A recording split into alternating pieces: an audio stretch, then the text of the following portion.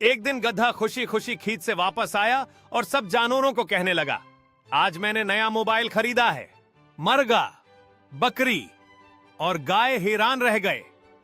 मरगा बोला, तुम्हारे पास पैसे कहां से आए?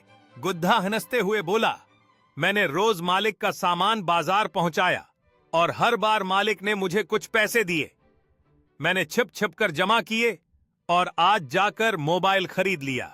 सब जानवर मुतासिर हुए, मगर बंदर ने जलकर कहा, चलो देखते हैं इसका मोबाइल कितने दिन चलता है। अगले दिन गुद्धा मोबाइल लेकर खेतों में गया, लेकिन बंदर ने चपके से मोबाइल छीनकर दरिया में फेंक दिया। गुद्धा गुस्से से बोला, यही होता है जब तुम अपनी कामयाबी सबको दिखाते हो। कुछ लोग खुश नहीं होते बल्कि जल जाते हैं।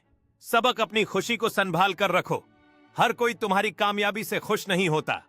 मजीद वीडियोस देखने के लिए चैनल को सब्सक्राइब करें।